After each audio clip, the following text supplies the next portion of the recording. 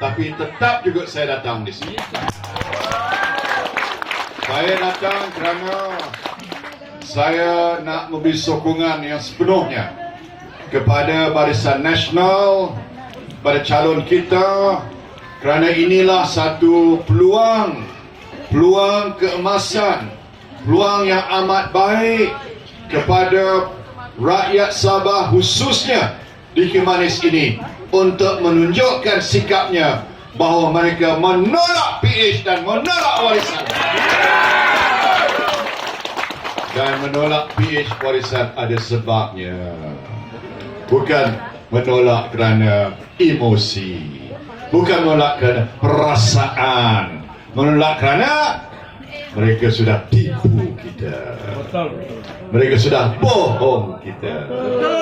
Mereka sudah mungkir janji. Mereka tak peduli kepada rakyat. Tapi kalau kita bagi dia peluang, mereka akan sentiasa bersikap angkuh lagi. Mereka kata tak apa, mereka tipu pun rakyat sokong. Sebab itulah jangan kena tipu. Kena tipu sekali, tak apa. Jangan kena tipu dua kali. Sudah kena tipu, kita balas balik. Orang tipu, kita tolak dia dalam pilihan raya. Kita ambil balik. Sudah cukup. Kita bukan saja calon nombor 1, tapi kita kata kerajaan satu penggal saja. Betul? Betul. Saya rela kalau salam satu Malaysia ganti dengan salam satu penggal. Dari tuan-tuan, hari ini saya dengar ding dong macam Datuk Seri Hanifah kata namanya ding dong. Tapi sokongannya tak ding dong. Dia kalau ding dong ni dia pergi balik. Tapi masa kita tsunami dulu pun ding dong PDM ini menang dengan memberi sokongan pada calon kita ketika itu, Datuk Seri Anwar Jaman, yang telah mewakili Kimanis dengan baik. Sebab itulah bila beliau jumpa saya tidak pernah menolak permohonan beliau sebagai ahli parlimen untuk kawasan Kimanis ini. Saya memang senang hati bekerja dengan Datuk Seri Hanifah kerana kita satu tim yang baik, tim yang berkesan. Kita telah berjaya mengangkat imej negara Malaysia di persada antarabangsa. Masa itu kita banyak kawan, dan kawan memberi peluang kepada kita. Hari ini banyak orang sudah tak berapa kawan dengan kita. India tak berapa kawan dengan kita. Saya baru tengok pagi tadi, kalau tahun 2019 India mengimport 550,000 tan minyak sawit dari Malaysia. 2018, 2019 dia import berapa? 110,000 tan sahaja. Berarti yang rugi siapa? Yang rugi orang kampung. Yang rugi pekebun kecil. Ini bukan sesuatu kebaikan untuk kita. Masa saya dengan Datuk Seri Hanifah, kami cari jalan bagaimana nak buat kawan. Buat kawan untuk apa? Untuk rakyat Malaysia. Untuk ini UAE sudah melabur di Indonesia 94 bilion tuan-tuan yang sepatutnya melabur di Malaysia. Saudi kecil hati dengan kita. Kenapa? Adalah sebab-sebab tertentu. Jadi kota tambahan haji tak dapat. Dalam masa saya tiap-tiap tahun dapat tambahan kota haji. Beribu-ribu orang naik haji kerana usaha yang kita telah lakukan. Banyak lagi contoh-contoh yang boleh saya berikan. Tetapi pokoknya kerajaan yang ada PH ini telah tidak dapat menunjukkan mereka lebih baik daripada kerajaan Barisan Nasional. Kalau mereka kata dulu PH menang rakyat senang, hari ini betul tak? Tipu. Betul tidak? Tipu. Tak betul. maka cukuplah di sini saja. Warisan pun cukup juga di sini juga. Ya, betul? Banyak lagi. Saya paling sakit hati saya apa dia, tuan-tuan? Antaranya Jalan Lebuh Raya Pen Borneo Highway itu hadiah untuk orang Kimanis. Hari ini nak sampai ke Dingdong ni, saya memang Dingdong nak sampai sini. Sejam setengah, dekat 2 jam nak sampai. Tapi kalau ada Lebuh Raya, setengah jam pun dah, barangkali dah boleh sampai ke Dingdong. Nah, itulah hadiah yang sepatutnya diterima oleh pengundi di Kimanis. Satu. Yang kedua, ini ada kesan yang amat besar, sebab kalau kita tak pilih BN, seolah-olah kita mengiyakan perancangan mereka untuk memberi sijil PSS kepada orang Filipina. Beribu-ribu orang Filipina akan dapat, beratus ribu akan dapat. Betul? Kalau kita tak tunjuk sikap kita, PSS akan berjalan. BN menolak PSS. Jangan salahkan kita. 2 hari malam dulu, Datuk Seri Pairin telah beri keterangan sepenuhnya dengan fail-fail bahawa tak pernah diluluskan oleh Kerajaan Barisan Nasional. Itu tipu kalau dikata perancangan BN. Tidak.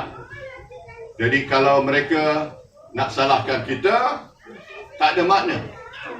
Mereka ada kuasa hari ini. Tolak sajalah PSS. Kenapa nak salahkan kita? Jangan main sandiwara drama politik, tipu. Sebab kalau dilaksanakan PSS, automatik anak-anak orang Filipina akan jadi warga negara. Betul? Mereka lahir di sini, beratus ribu akan jadi warga negara Malaysia secara automatik.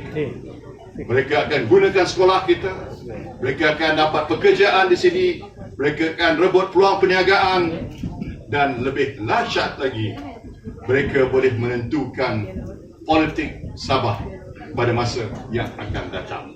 Maknanya tuan-tuan tidak lagi menjadi penentu. Orang keturunan Filipina akan jadi penentu politik di Sabah ini. Kalau kita tak undi BN, seolah-olah kita memberi peluang kepada mereka untuk mengubah lanskap politik Sabah ini. Jadi, dia jadi tuan-tuan semua akan jadi merempat di negeri sendiri, di bumi sendiri. Merempat.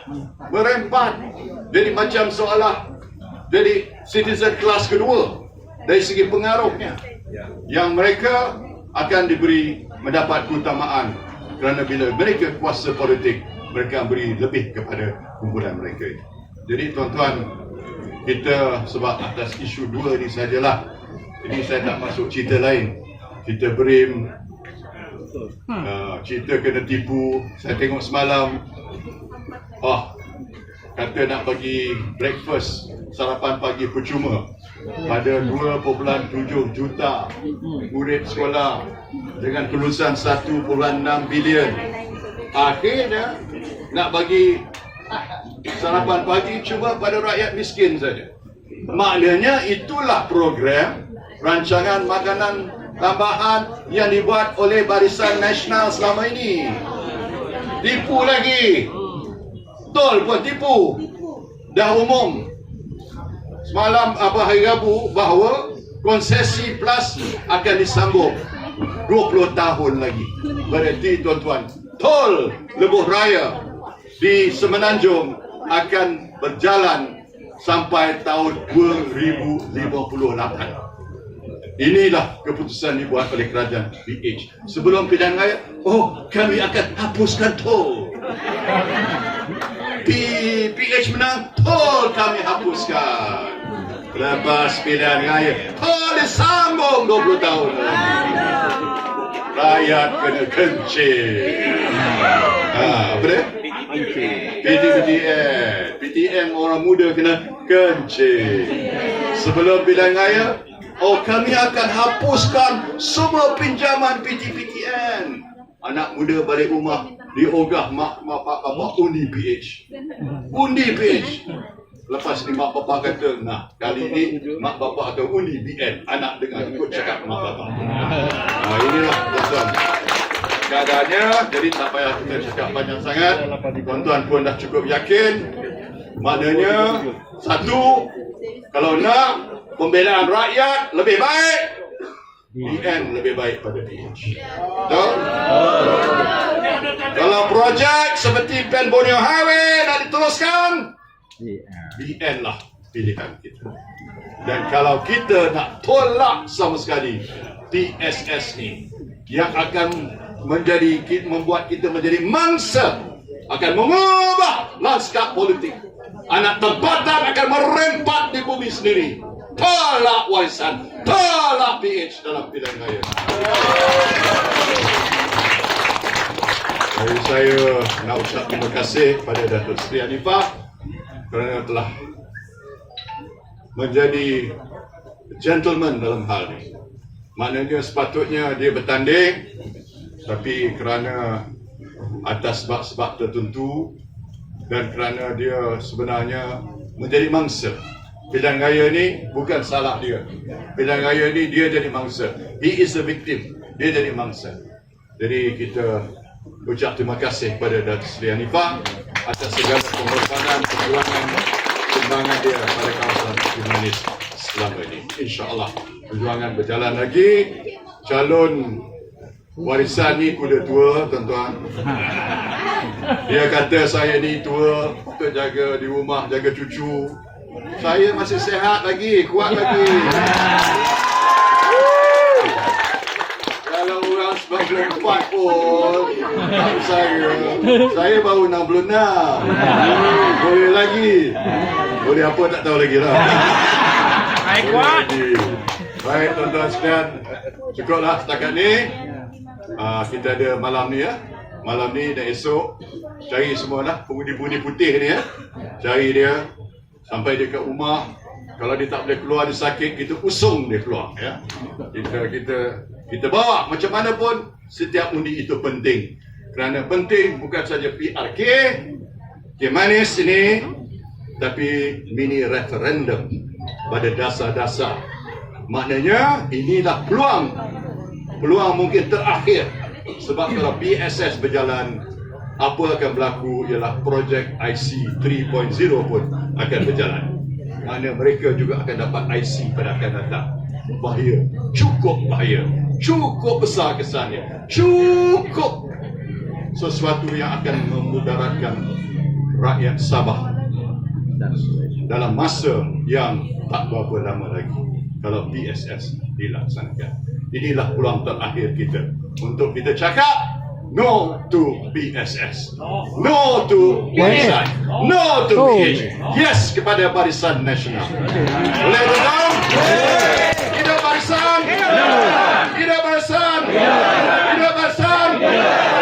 Radu, Radu, Radu.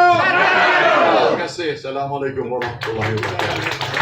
Mampus mengucapkan terima kasih di atas kesudian, dan untuk itu memenangkan